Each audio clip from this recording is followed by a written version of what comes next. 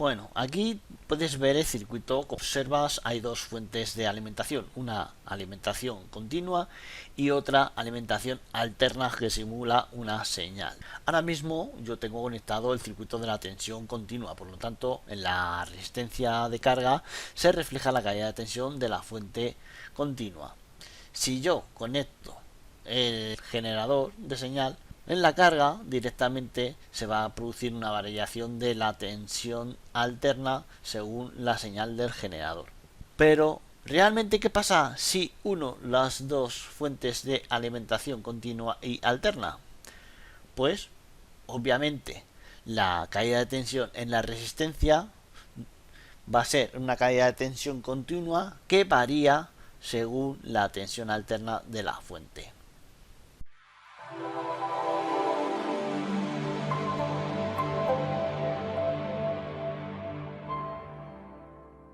En este vídeo te van a quedar claros los conceptos de amplificación, por si es que tenías dudas del proceso de amplificación. Para ello vamos a realizar una serie de pruebas que resolverán tus dudas para siempre.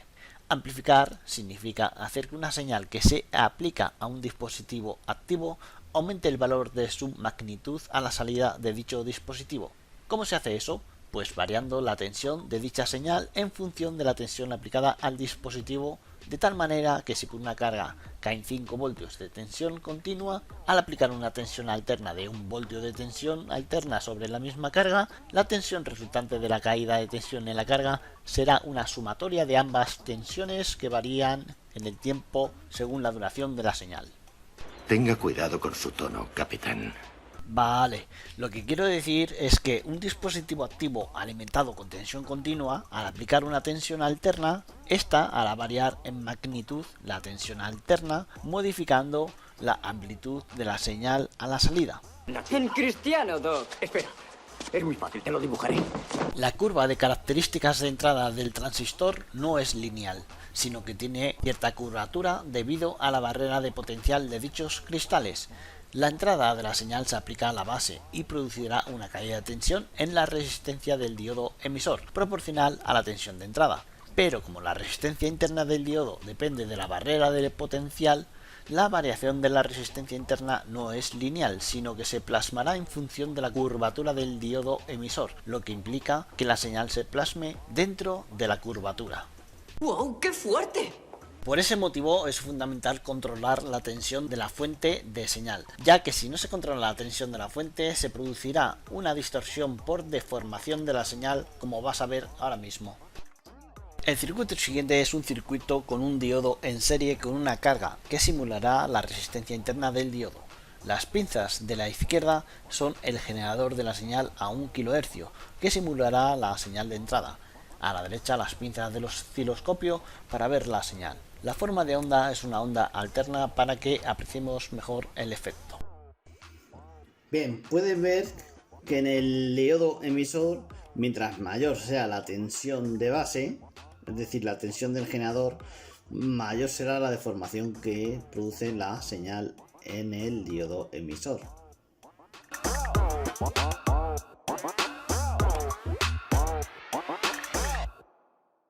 Bien, el proceso de amplificación lo podéis ver en este simple circuito. Tengo una resistencia de fuente y tengo una resistencia de carga. La resistencia de carga está en paralelo con la fuente de alimentación y el condensador de acoplo conecta la resistencia de fuente con el generador, que está formado. Está la masa del generador y está la entrada de señal. La salida del circuito, el altavoz lo conectado a la carga y a masa del circuito. Ahora mismo tengo conectado una fuente del ordenador. Vale, estoy reproduciendo un audio. Y ahora mismo pues no se escucha. No se escucha nada porque no tengo alimentación. Pero el generador ya está transmitiendo la señal al condensador de acoplo. Bien, hasta que no conecto la alimentación, no se escucha nada por el altavoz.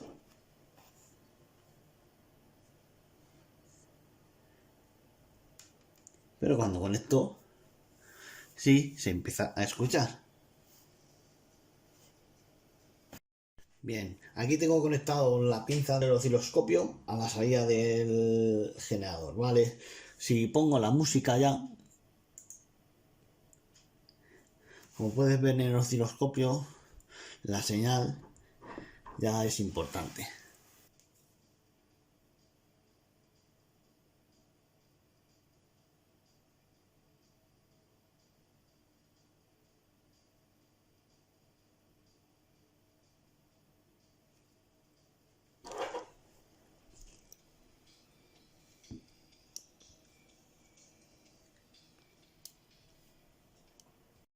Bien, puedes ver que he conectado una resistencia a un diodo rectificador, bueno, es un diodo Zener, pero bueno, en una tensión continua y el osciloscopio muestra una recta plana. Si ahora aplico una tensión positiva alterna, a la fuente de tensión continua no le va a afectar la tensión alterna porque es un cortocircuito para ella, pero sin embargo puedes ver que toda la tensión se aplica directamente a la salida. Es decir, que la tensión continua de la fuente no afecta a la tensión alterna de la fuente. Para terminar con el principio de funcionamiento del amplificador, lo más importante de todo es tener en cuenta el principio de la conservación de la energía. Y además no solo tenemos que conservarla, sino transformarla adecuadamente. En un amplificador, la energía alterna se debe de transformar en energía eléctrica de mayor potencia, evitando pérdidas importantes de energía en forma de calor, radiación o reactancias. ¿Cómo se hace eso? Pues adaptando las cargas.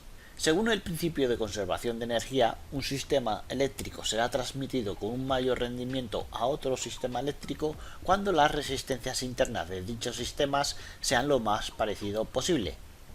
Aquí entran en juego la teoría sobre el rendimiento de cargas, fuentes y acoplamientos. Todo ello con el fin de transmitir eficientemente a la salida del amplificador la señal de entrada y obtener un rendimiento superior al 70%, que se considera mínimo óptimo en un amplificador de señal. No he terminado. Si compruebo la caída de tensión que produce la señal alterna en la resistencia de 1,5 kiloohmios a 1 voltio de señal, puedes ver que son 80 milivoltios. Si subo la tensión de la señal de entrada, aquí tenemos 2 voltios y ya me genera una tensión de 132 milivoltios. Si sigo subiendo la tensión de la señal, ya hemos parado con 5 voltios de la señal de entrada a 700 milivoltios. Ahora he desconectado la tensión alterna y he conectado la pila, ¿vale? De 9 voltios.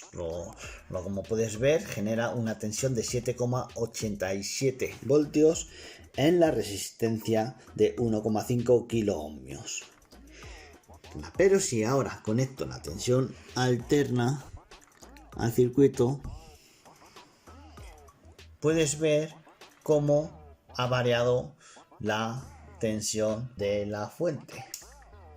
Si miro en el osciloscopio, la tensión de la señal se genera en la resistencia de carga. Eso implica que sobre la resistencia de carga, que caía una tensión continua de 7,8 voltios, al inyectar al circuito una señal alterna, esa carga varía de acuerdo al valor de la tensión alterna y que en nuestro caso varía de acuerdo a la frecuencia de la señal. Esta variación tan caótica en la carga se puede controlar si conectas un condensador en paralelo con la carga. En un amplificador, este condensador hace de condensador de desacople para que la misma señal no haga fluctuar el punto de trabajo en un amplificador.